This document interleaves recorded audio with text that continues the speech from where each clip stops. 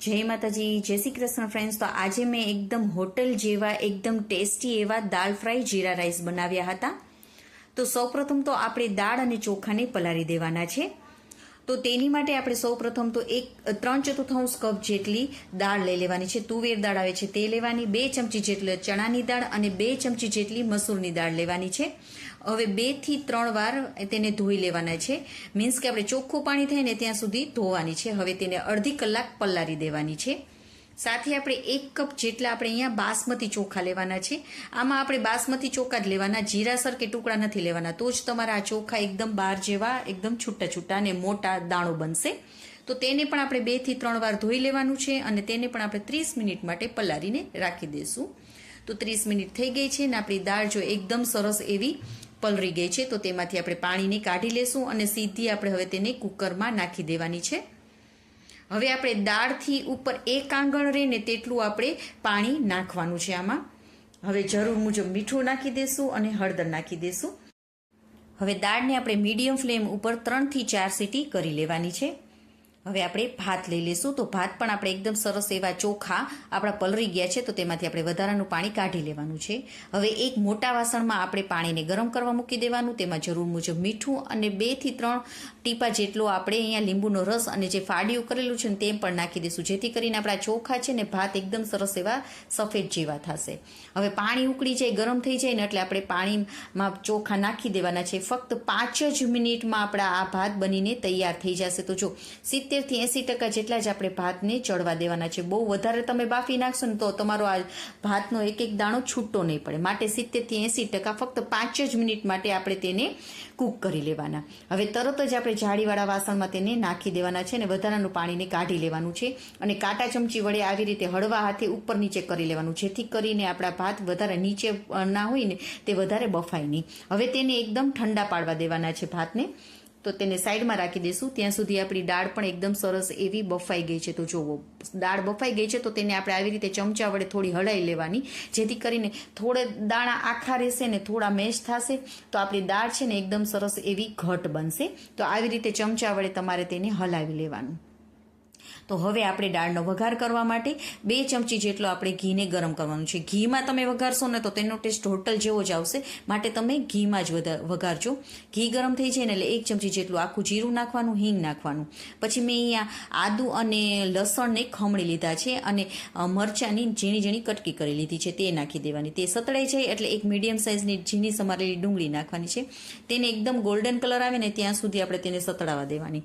પછી એક medium સાઇઝના tomato નાખવાનું છે અને આ પ્રોસેસમાં હવે ટમેટું નાખો ને ત્યારે ફૂલ ફ્લેમ કરવાની, જેથી કરીને એકદમ સરસ એવો તેનો સ્મોકી ફ્લેવર આવશે. તો મજા આવશે ખાવાની.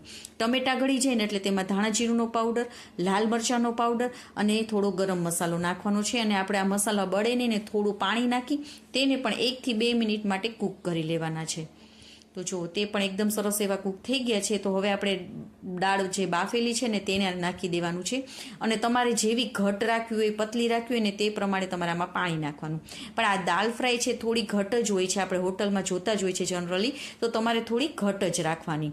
અને જો તમારે થોડી વહેલી તમે કરી લીધી હોય ને તો થોડી તમારે પતલી રાખવાની, કારણ કે રહેતા રહેતા તે વધારે ઠંડી જેમ જેમ થશે ને તેમ તેમ ઘટ થઈ જશે. તો જો આપણે આટલી ઘટ રાખવાની છે દાળને.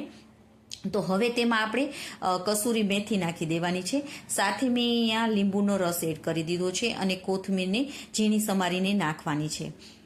તો બધાને આપણે મિક્સ કરી લેવાનું. અને હા, 1 ચમચી જેટલું આપણે આમાં બટર પણ નાખીશું અને બટર ના હોય તો તમે આની જગ્યાએ ઘી પણ નાખી શકો છો. 1 મિનિટ માટે હવે કૂક થવા દેશું. તો જો આપણી દાળ એકદમ સરસ એવી થઈ ગઈ છે. તો આપણે ગેસની ફ્લેમને બંધ કરી દઈશું. ત્યાં સુધી હવે આપણે જીરા રાઈસ કરીશું. તો આપણા રાઈસ છે તે એકદમ ભાત છે તે ઠંડા થઈ ગયા છે. તો 1 થી 1.5 ચમચી જેટલું ઘીને ગરમ કરી લેવાનું છે. તેમાં 1 મોટી ચમચી જેટલું આખું જીરું નાખી દેવાનું. જીરુંને એકદમ સરસ એવું સતળાવા દેવાનું છે. સતળાઈ જાય પછી જ આપણે જે ભાત છે તેને નાખવાના છે. તો જો એકદમ સરસ એવો છૂટો દાણો થઈ ગયો છે. અને સાથે અમે અહીંયા થોડા કોથમીરને ઝીણી સમારી લીધી હતી તે નાખી દીધું છે. તો હવે હળવા હાથે આપણે તેને નીચેથી ઉપર એવી રીતે આપણે તેને હલાવી અને મિક્સ કરવાનું છે હળવા હાથે, જેથી કરીને આપણા જે ચોખા છે તે તૂટે નહીં. અને જો તમને ન ફાવે ને તો કાંટા ચમચી વડે પણ તમે હલાવી શકો. તો હવે તેને આપણે ગરમા ગરમ પીરસવાનું છે. તો આપણે દાળ દાળ ફ્રાય અને જીરા રાઈસ રેડી છે. તો પણ હજી આપણે દાળ ઉપર એક તડકો કરવાનો છે, તેનાથી જ તેનો ટેસ્ટ આવે છે. તે તમે જરૂરથી કરજો. તો તેની માટે આપણે વઘારિયામાં 1 ચમચી જેટલા ઘીને પહેલાં ગરમ કરી લેવાનું છે.